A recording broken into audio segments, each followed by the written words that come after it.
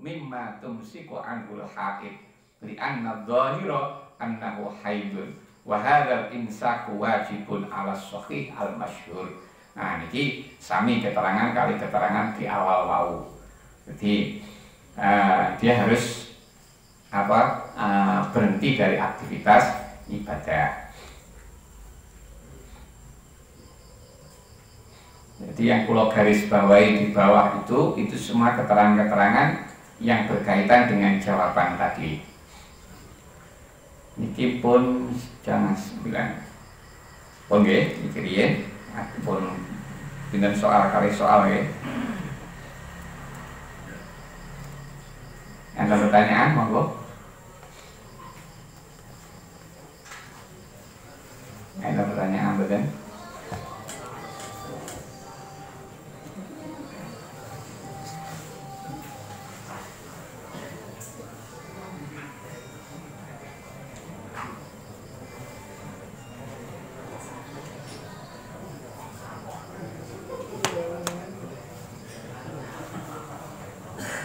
Monggo, enten pertanyaan betul? Pertanyaannya bebas. Nggih, monggo.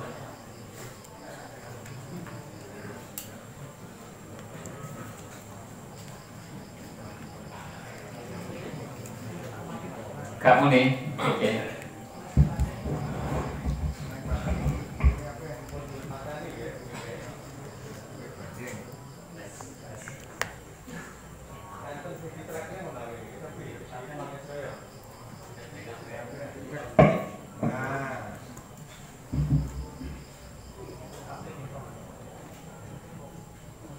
Niki jaluk adik kabeh. Oh enggak niki.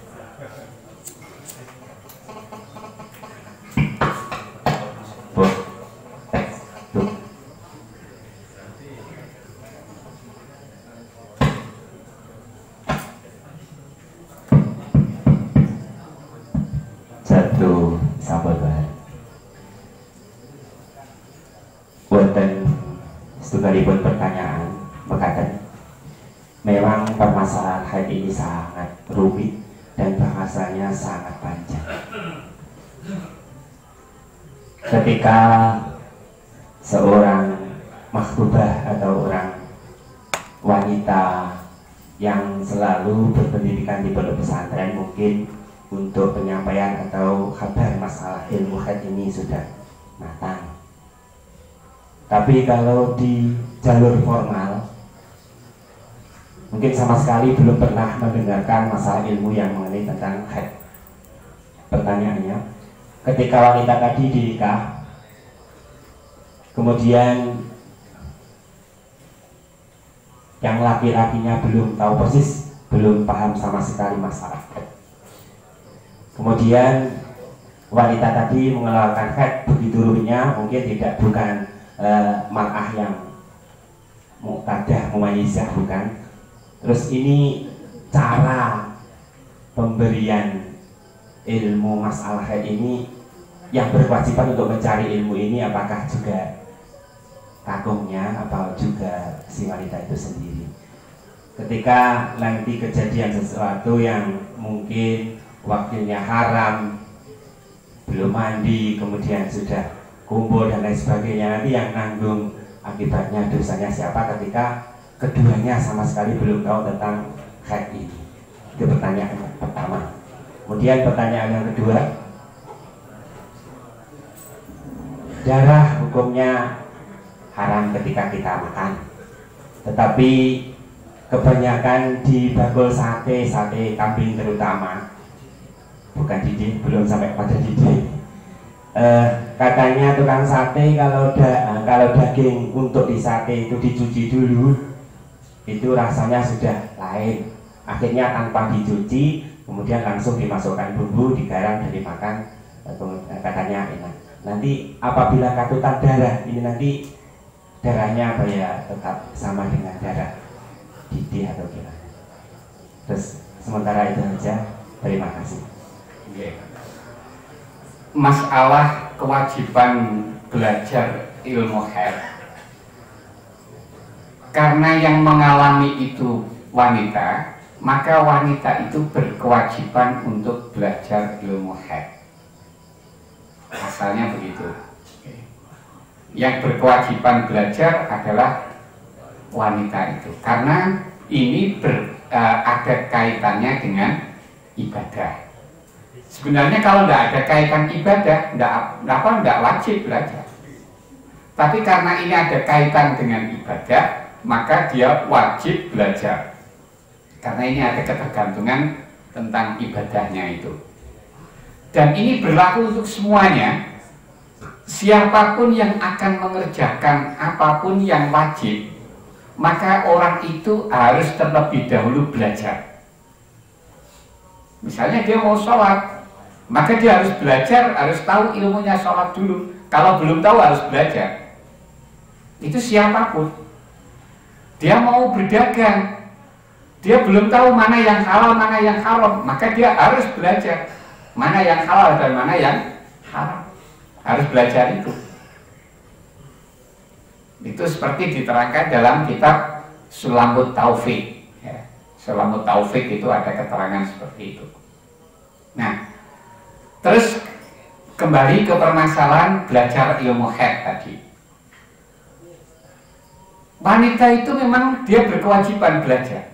Tetapi ketika dia sudah menjadi istri dari seorang suami, maka suami ini wajib mengajarinya. Wajib mengajarinya. Nah, kalau suaminya tidak bisa bagaimana? Kalau suaminya tidak bisa, maka wajib mencarikan guru untuk mengajarinya. Kalau tidak bisa mencarikan guru, setidak-tidaknya dia memperbolehkan istrinya untuk keluar bertanya tentang ilmu haid ini. Karena nanti seorang istri keluar dari rumah ini nanti ada ikatan dengan suami. Kalau tanpa izin suami tidak boleh.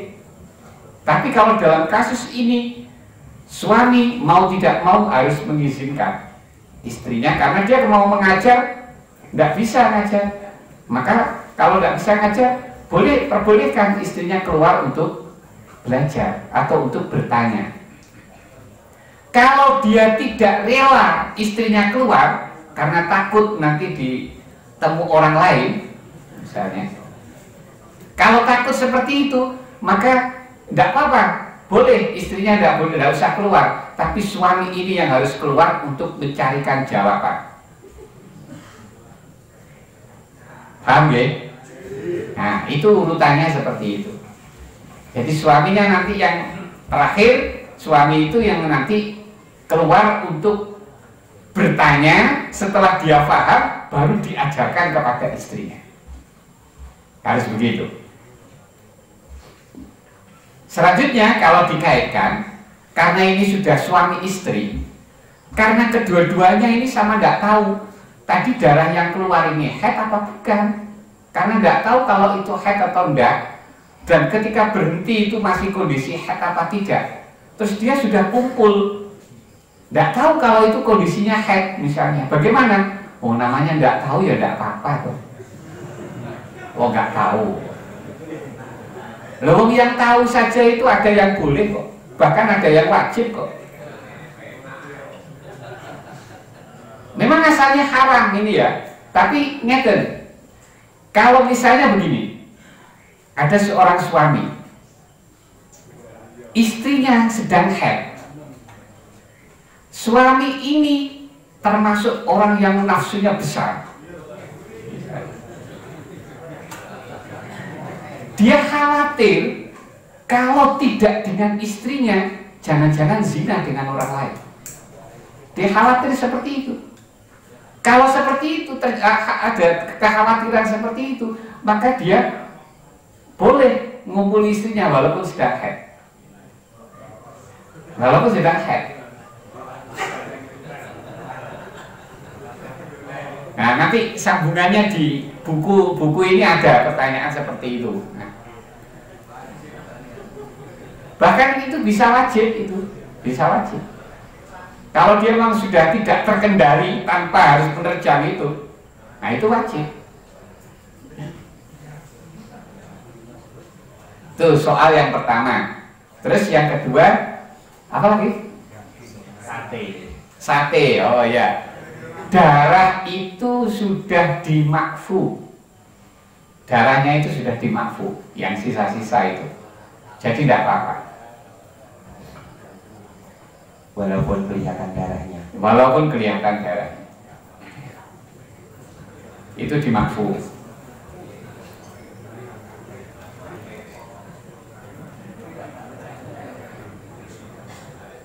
Ampun, enten malih.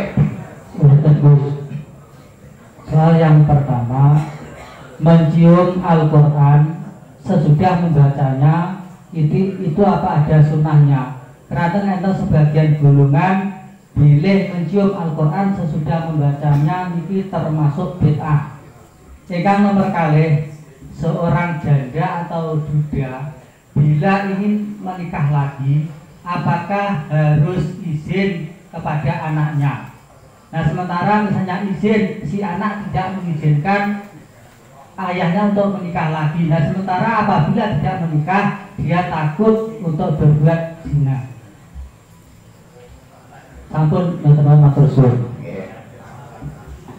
Kenapa? Yang pertama mencium Al-Quran. Mencium Al-Quran. Mencium Al-Quran itu, ini ada tuntunan ulama. Itu merupakan bagian daripada tabarruk. Jadi mengambil berkah, tabarukan gitu. Itu boleh, ya. Bahkan ada kesunatan.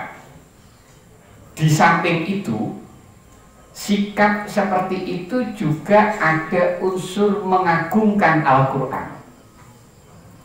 Jadi merupakan bentuk atau cerminan daripada pengagungan terhadap Al-Quran, asal tidak berlebihan ya, asal tidak berlebihan. Kalau berlebihan itu nanti malah haram ya.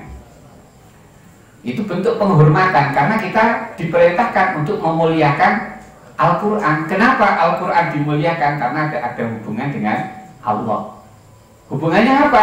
Karena Al-Quran adalah kalamullah. Kalamullah.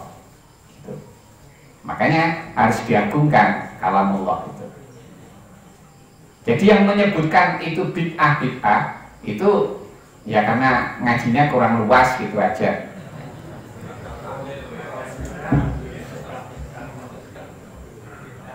Bahkan ada satu, saya pernah baca keterangannya. Cuman ini ada khilafiyah ulama, Seperti ini. Ketika kita ziarah di makam Rasulullah Shallallahu Alaihi Wasallam, di sana itu ada keterangan boleh mencium lisan daripada makam Rasulullah untuk tabarukan.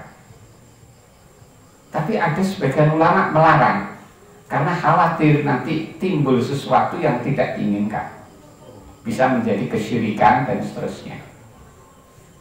Tapi menurut ini yang intinya berarti itu tergantung bagaimana dia menciumnya seperti apa. Kalau dia mencium untuk tabarukan berarti tidak masalah. Tapi kalau menciumnya itu tidak hanya sekedar tabarukan, tapi karena pengagungan, pengkultusan kepada Rasulullah itu sangat berlebihan, sehingga dianggap seperti halnya Nabi Isa misalnya, sehingga dianggap Tuhan. Nah itu seperti itu, jelas itu larangan, nggak boleh kalau itu. Haram kalau seperti itu. Itu kaitan dengan nisan. Dan ini tidak hanya berlaku pada makom Rasulullah, tapi juga di makom aulia. Tapi kok jenengan pun praktek loh nggih. Nanti kok sampean ziarah praktek mboten ten mriki mboten umum masalah. Mboten umum, nanti malah karena walaupun kita tahu mergo pun kula omongi jenengan ngerti nggih. Iki kok nek jenengan praktek nih akan banyak orang yang curiga dengan panjenengan, itu malah dosa sampe. Jenengan nguber sunat tapi malah ndadekne dosa. Mergo apa? Menimbulkan dugaan-dugaan jelek terhadap orang lain karena sikap kita. Paham nggih? Terus pertanyaan kedua, kenapa? Janda atau duda ketika mau nikah tidak disyaratkan izin kepada anak. Mendapat izin atau tidak boleh nikah. Boleh nikah. Cuman begini, kenapa ini kan kaitannya hanya budaya ya, budaya. Karena semuanya itu kita harus kita pertimbangkan segala sesuatunya. Kita menyakiti orang lain, menyakiti hati orang lain itu dosa. Apalagi yang kita sakiti ini adalah orang dekat kita, termasuk anak kita. Maka kalau orang lain saja itu sudah dosa, apalagi kepada anak atau kepada orang terdekat. Jadi intinya itu kenapa harus rembukan dengan anak, ini agar jangan ada yang tersakiti. Agar jangan ada yang tersakiti. Intinya hanya itu sebenarnya. Kalau sudah tidak ada itu, tidak apa tentang apa nikahnya itu tidak harus izin kepada anak, itu tidak harus, tidak wajib. Kalau dia langsung nikah, anaknya tidak mengizini, nikahnya tetap sah. Jadi tidak akan merusak pada keabsahan nikah. Sampun. Sing dudo-dudo siap-siap.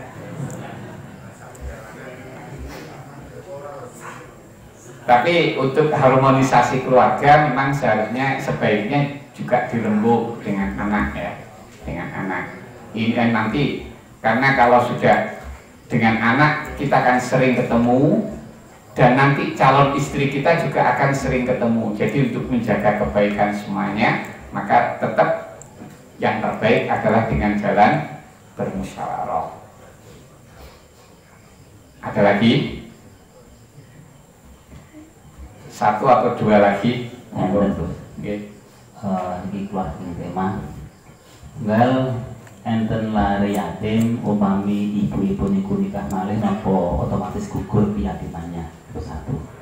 Merkalipun enten seorang khotib utawi yang ingkang imami tahlil niku enten ingkang hafalan, enten ingkang maos buku niku afdhalipun hafalan apa maos buku ngoten tahlil. Tahlil niku. Tahlil tadi khutbah. Anak yatim yang ibunya menikah lagi itu tidak merubah status dia sebagai anak yatim. Makanya nanti suami baru ini harus lebih hati-hati karena ada hubungannya anak yatim ini. Ada hubungannya anak yatim. Jadi itu tetap ya, tetap jadi tentang masalah anak ini, karena kan anak yatim itu konotasinya adalah anak yang sangat membutuhkan bantuan orang lain untuk kecukupan keseharian. Konotasinya kebanyakan kan seperti itu kan, sehingga akhirnya ada bantuan-bantuan untuk anak yatim. Nah, kalau dalam kaitan ini, karena sudah ada yang mewakili, yang mencukupi nafkahnya, maka tentang ini nanti berarti sudah tercukupi. Tapi status yatimnya tetap yatim, sehingga sikap mengambil hartanya, harta haknya, ini berarti memakan harta anak yatim. Menyakiti anak yatim itu juga merupakan dosa besar. Nah, itu tetap berlaku untuk yang hal-hal seperti itu. Itu kaitan anak yatim. Terus yang kedua, Kenapa masalah? khotib Khotib ataupun tahlil, khutbah atau tahlil dengan membaca. Membaca boleh, hafalan juga boleh. Jadi tidak ada ikatan harus hafal atau tidak ada ikatan harus baca. Semuanya boleh. Tidak ada aturan baca atau boleh ataupun hafalan. yang afdhalipun itu terus di Sama saja. Nek kita nilai dari sisi ibadah, afdal yang baca. Afdal yang baca. Jenengan lihat di dalam baca Al-Quran. Orang membaca Al-Quran yang dengan hafalan, dengan membaca Al-Quran dengan yang membaca atau membawa Qurannya, membaca dari Al-Quran, itu pahalanya lebih besar yang membaca dengan membawa Quran, membaca Al-Quran. Kenapa kok lebih besar itu? Karena kalau dia dengan cara membaca, ini ibadahnya double. Tidak hanya lisannya saja yang beribadah, tetapi matanya juga ikut ibadah. Itu kalau baca. Tapi kalau hafalan, itu yang ibadah hanya lisannya, matanya nggak ikut ibadah. Makanya anak kalau hafalan nih pinggir rembong ini kalau kayak ayu lewat, kayak ganteng lewat, nah itu meripatnya maksiat, tapi lisannya ibadah. Mereka itu beres ngapalnya terus. Beda dengan kalau sambil baca. Kalau sambil baca, ini nanti yang ibadah mata kita juga ibadah, lisan kita juga ibadah. Nah, kalau kita nilai dari sisi ini, maka ya lebih utama yang baca. Ampun. Niki jam 9, berarti waktu tinggal setengah jam. Kita mulai acara Maulid Nabi nggih. Alhamdulillah saderenge kita lajengaken kalian acara Maulid Nabi. Kita tutup riyen pangaosan menika kanthi nyuwun dhateng ngarsanipun Allah, mugi-mugi kita tansah dipun paringi istiqomah, pun paringi keluarga ingkang sakinah mawaddah warahmah, keluarga paringi kesehatan zahir batin. Ugi sedaya dipun paringi kecukupan rezekinipun, mugi-mugi dipun paringi kabejan wonten donyanipun ngantos milyang wonten akhiratipun. Kathah kiranipun, kathah lepatipun nyenakunipun pangapunten. Ihdinas siratal mustaqim, wallahu muwaffiq ila aqwamit thoriq. Wassalamualaikum warahmatullahi wabarakatuh. Bismillahirrahmanirrahim. Alhamdulillahirabbil alamin. Wassalatu wassalamu ala sayyidina Muhammadin wa ala alihi washabihi ajmain. Allahumma yassir lana ma ta'assara alaina min umurina umratil amril akhirah. Allahumma inna nas'aluka husnal khatimah wa na'udzu bika min su'il khatimah. Allahumma arinal haqqa haqqan warzuqna ittiba'ahu wa arinal batila batilan warzuqna ijtinabah. Allahumma khaliqna bima razaqtana wa asna min haitsu nahaitana wa la tuhawwijna ila man aghnaita wa 'anna wahsyurna fi zumrati ummati sayyidina wa maulana Muhammadin sallallahu alaihi wasallam wa bi katsihi fasqina wa min ma'asika jannibna wa 'ala taqwa amitsna wa lidzikri alhimna wa min warasati jannati na'im faj'alna wa as'idna wa la tushqina ya dzal jalali wal ikram. Allahumma a'inna ala dzikrika wa syukrika wa husni ibadatik. Allahumma inna nas'aluka ilman nafi'a wa amalan salihan maqbula wa rizqan wasi'an halalan thayyiban wa waladan salihan wa shifaa'an min kulli da'in wa saqamin bi rahmatika arhamar rahimin. Allahumma anfa'na bima 'allamtana wa 'allimna bima yanfa'una wa zidna ilman walhamdulillah ala kulli hal. Allahumma inna na'udzubika min 'ilmin la yanfa' wa qalbin la yakhsha wa 'ainin la tadma wa nafsin la tashba wa 'amalin la yurfa wa du'ain la isma. Allahumma sallimna wa sallim dinana wa la tasrib qatana sa'i imanana wa la tusallit 'alaina man la yakhafaka wa la yarhamuna warzuqna khairay dunya wal akhirah innaka ala kulli syai'in qadir. Allahumma ya muhawwil al ahwal hawwil halana ila sani hal bihawlika wa quwwatika ya aziz ya muta'al. Allahumma inna nas'aluka husnal khatimah wa na'udzubika min su'il khatimah. Allahumma arinal haqqa haqqan warzuqna ittiba'ah wa arinal batila batilan warzuqna ijtinabah. Rabbana zalamna anfusana wa illam taghfir lana wa tarhamna lanakunanna minal khasirin. Rabbana atina fid dunya hasanah wa fil akhirati hasanah wa qina adzabannar. Wa sallallahu ala sayyidina Muhammadin nabiyil ummi wa ala alihi washabbihi wa baraka wasallam. Subhana rabbika rabbil izzati amma yasifun wa salamun alal mursalin walhamdulillahi rabbil alamin. Bismillahirrahmanirrahim. Subhanakallahumma wa bihamdika asyhadu an la ilaha illa anta astaghfiruka wa atubu ilaik. Subhana rabbika rabbil izzati amma yasifun wa salamun alal mursalin walhamdulillahi rabbil alamin.